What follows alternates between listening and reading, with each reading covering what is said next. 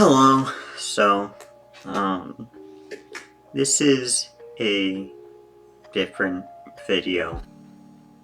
Um, yeah.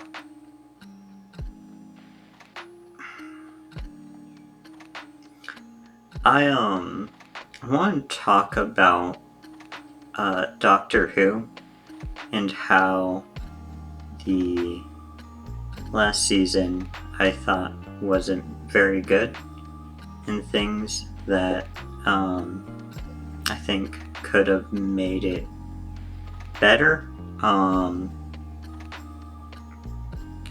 So I think the big thing is it was very showed us like very wide, um like very large but shallow stories.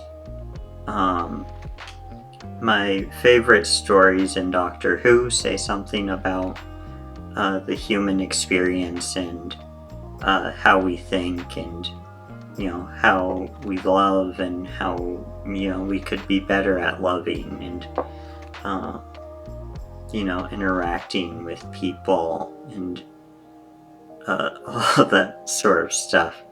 I didn't feel moved in any of those particular ways from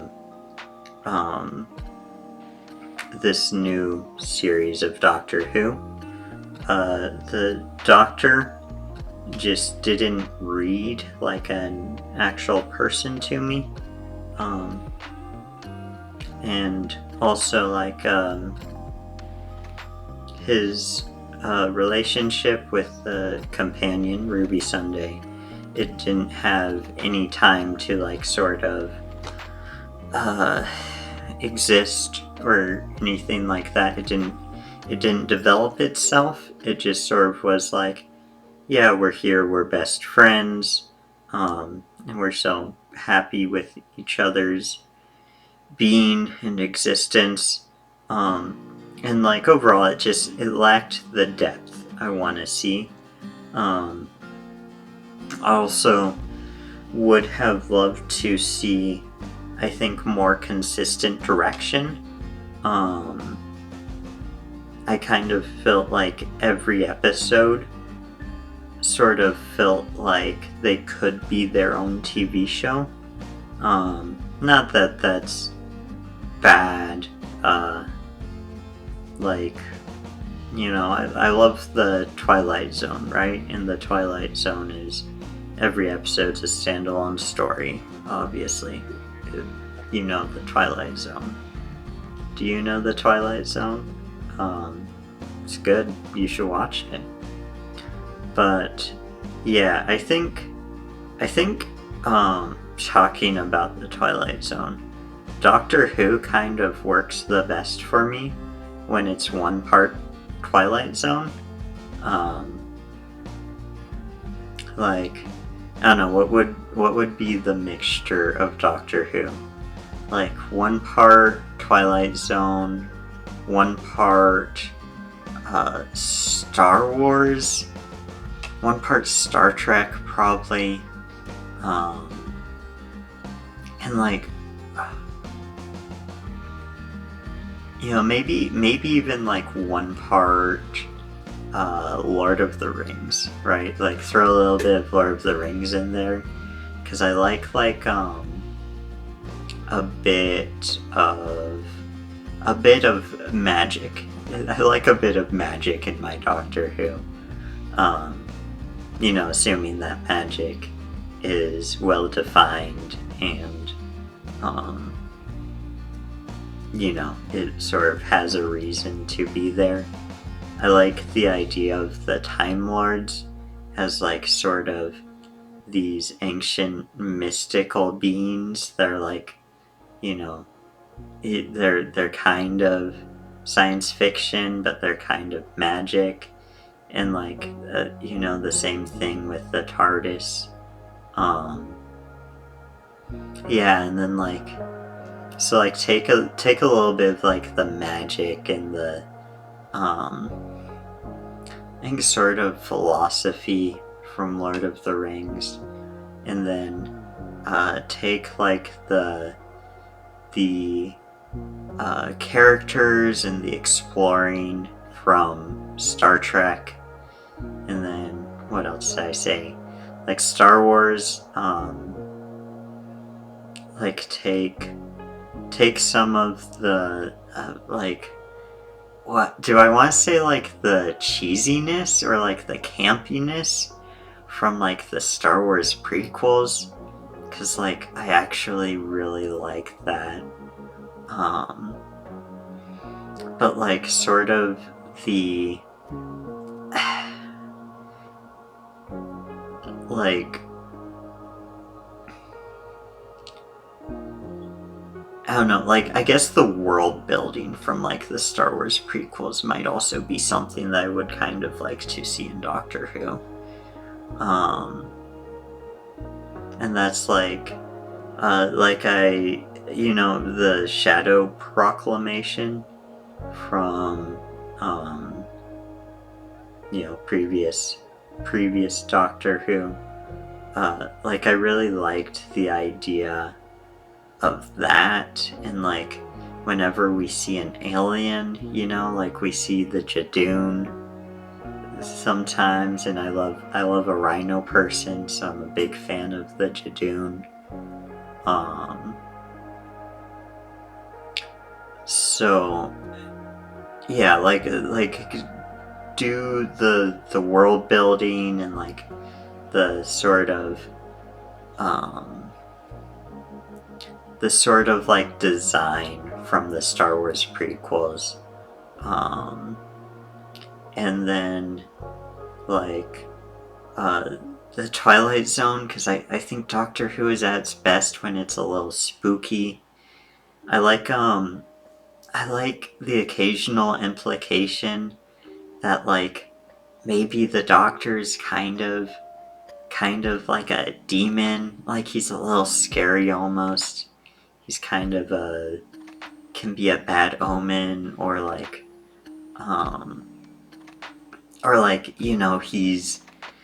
he kind of has to make hard choices, and sometimes he's tempted to make the wrong hard choice, and that's like, I don't know, I like the idea that like probably anyone in their right mind should be scared of the Doctor, and like I think that's cool. Like the Doctor is this most powerful thing, and he's sort of scary. But then also, of course, just like the philosophy of the Twilight Zone, right? Like give us some things to talk about, and like you can have it be obvious. The Twilight Zone always has it like very obvious, but like don't have it like you can have it obvious in a sense, but also don't make it so preachy, or like you're talking down to people. I think that would be cool. Yeah, so that's kind of my dream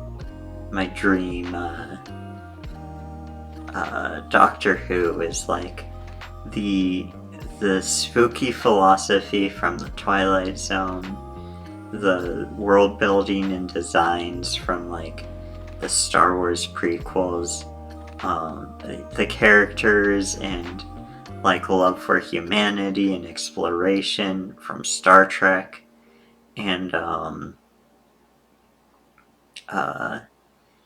like some of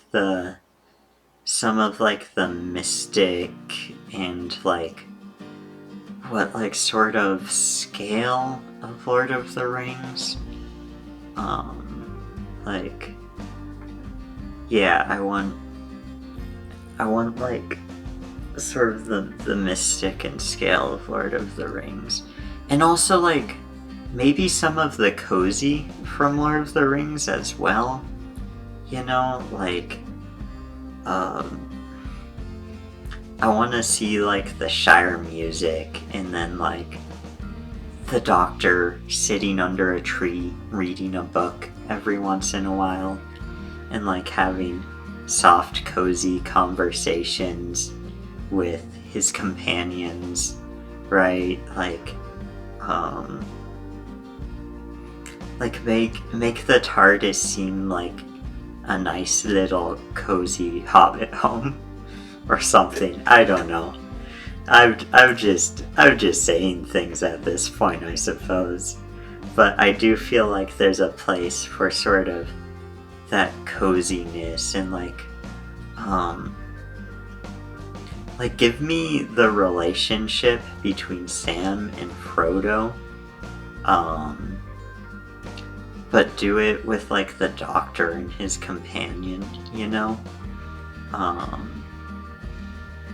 Like, just give me some of those like friendships from Lord of the Rings that like you just kind of can't help but they warm your heart a little bit, you know? That's what I want. I want that. I think that's what my personal Doctor Who would look like. What villains would I like to see? I would like to see the Silence, maybe more established, or like I would like to see the Silence in a story that's a little more coherent and easy to follow, less complicated, because there's so much good there, but they were sort of bogged down by like an overcomplicated story that just didn't really work for me. I mentioned the Jadoon previously. Love to see the Jadoon doing a little bit more.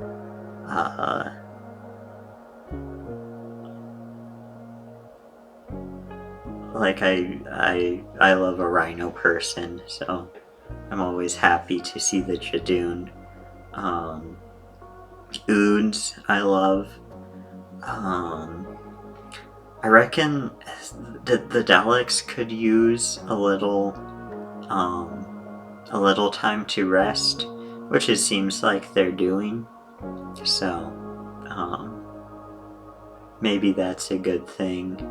Cybermen, I think I would say the same thing about the Cybermen. Like, I would love some, like, you know, just like maybe some more situational events where like there is not necessarily a monster, or like, you know, there's just conflict between people that are friends, and they sort of have to work out the conflict. Something like that, where it's just like not everything has to be like a big scary villain.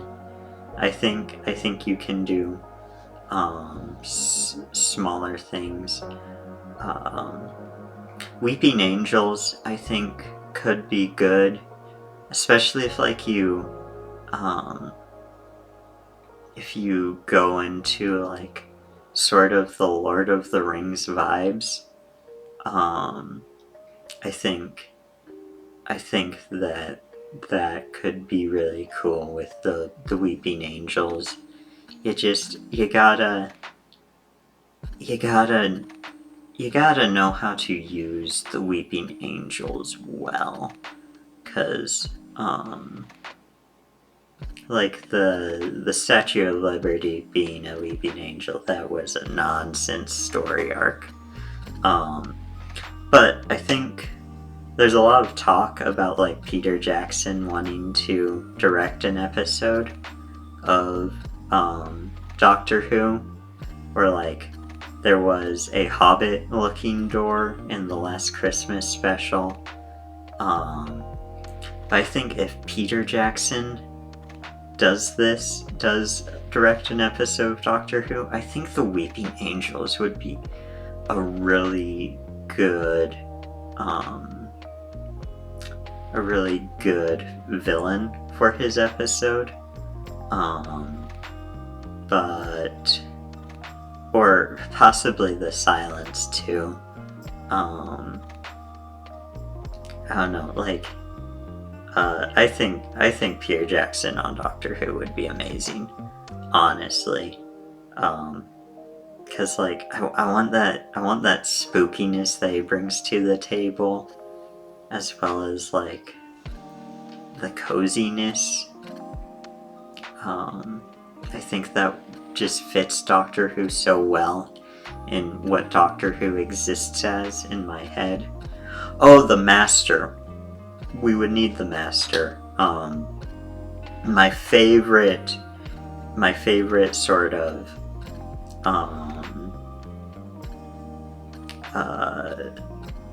my favorite sort of villain is one that's like best friends with the hero, and I like that dynamic between the Master and the Doctor, where it's like they kind of just really like each other, but then they're also like morally opposed to one another, and I think that's very sweet and heartbreaking, and also like it just, there's so much depth there, where it's like, because sometimes in life you really love people that you have strong disagreements with, or that maybe aren't like the make the best decisions, and maybe they do things that hurt people and stuff like that. And I think there's some good stories that you can tell along those lines of the Master and the Doctor, right? Like I wanna delve deep into the Doctor and the Master and their complicated relationship. Can we do like maybe imagine it as something like the relationship between Thor and Loki, where like they could be friends for a moment, and you get this glimpse of like how sweet their relationship would be if they could get along, but like it doesn't, but then they're still morally opposed to each other, so they know that they can't actually have the friendship that they would have if it wasn't for those things. I would love that. I would watch that so much. Yeah, I think I would love to see just like some more reoccurring locations. Like, I don't know, I love the idea of Doctor Who having like just a little stronger world building. I think would be great. Like, I don't know, like can we go back to the Ood planet and like see what the big old Ood boy with like the brain outline in his skull, or maybe he doesn't have a skull and that's why you see the outline of his brain. I don't know, like can we go back there and see what they're up to? sing a song with them or something. I think that would be cool. Yeah, but I think at the end of the day, to sort of bring this this sort of weird video to a close, I think the big thing is just to slow down the stories and just sort of like scale down a bit. I don't need to see the Doctor fighting gods and those things, and I just want like peaceful moments between him and his companions, and just like the depth of friendship, and how the relationships are gonna evolve. Right, like I don't need these big action pieces or mysteries. Though I do love a mystery and even an action piece. But I feel like when we delve too much into that, we forget what the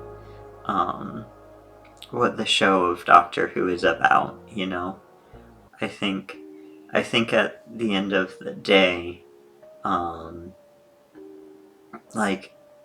it's just, it works so much better for me when they sort of scale back the layers. I think the other thing I would like is foreshadowing. I have a video that's gonna come out after this one,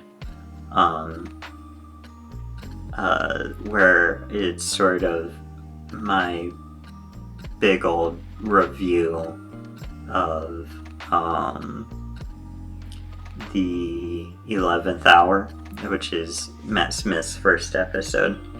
And in it I talk about how like Stephen Moffat in his writing is a good example of like things being foreshadowed well, and but also things being foreshadowed very poorly.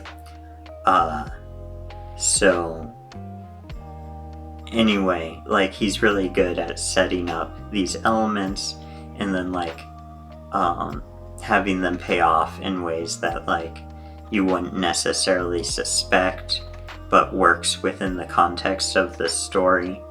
And that's like Silence in the Library, the way he saved River Song with his sonic screwdriver, right?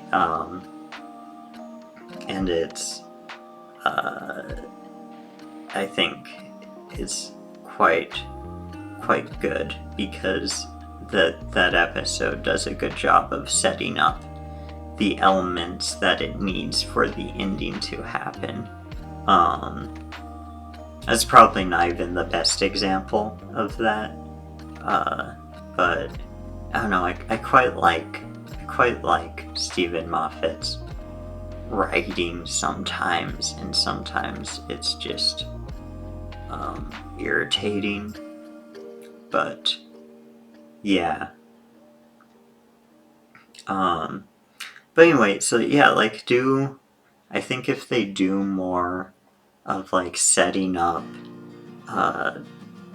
like, I don't know, like I kind of want them to like just say what the sonic screwdriver can do, and then find creative ways to do the things that the sonic screwdriver can do, like, I just think it can be more interesting if instead of saying the sonic screwdriver can do anything, you say, okay, the sonic screwdriver can unscrew things, right? Like, let's say that's the only purpose of the sonic screwdriver. Then I think it's cool to like kind of, take a step back and find creative ways where only unscrewing things ends up defeating the final boss. I don't know, but that's a terrible example. But like, if you tell me like the things the TARDIS can and can't do, and then find ways to use those things that it can do in ways that I wouldn't suspect, and I think that's a really cool storytelling method. And that's where like this where this season really lost me is I just didn't feel like anything was set up properly or had any rules, right? Like even the like in the special, the separating of the TARDIS into two TARDISes, TARDIS.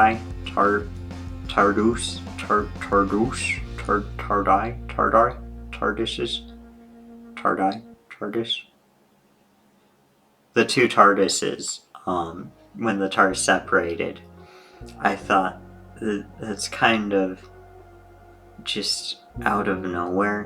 But they're like, oh, it's magic, and I'm like, well, but magic, I just don't care for that sort of anything goes storytelling. It just makes me feel like stuff is happening for the sake of happening, and then like, you know, I could have a fever dream if that's what I want, right? Like I just go to sleep and then have a weird dream, and then, right, like, I don't know,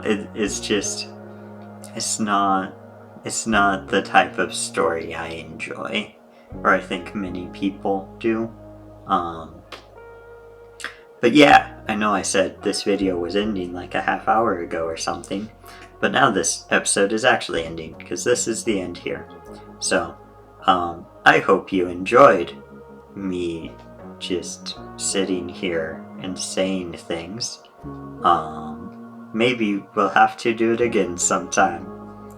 Maybe I'll rant about what I like in Star Trek, or like a different show or something. That could be fun, right? Maybe, I don't know. But if you enjoyed it, I don't know, you can check out other videos on the channel, and if you like the other videos, subscribe, I guess. You know, this isn't really what most of my videos have been like thus far. Maybe I'll turn a new leaf. Maybe this will be every video from now on. Anyway, I gotta stop talking to this camera and edit this video. So yeah, goodbye. Don't forget to brush your teeth. Stay chill sometimes, you know? That can be a takeaway from this video. It's good to stay chill every once in a while and just have a nice conversation, you know? I feel like that's what this video is us having a nice conversation. Goodbye.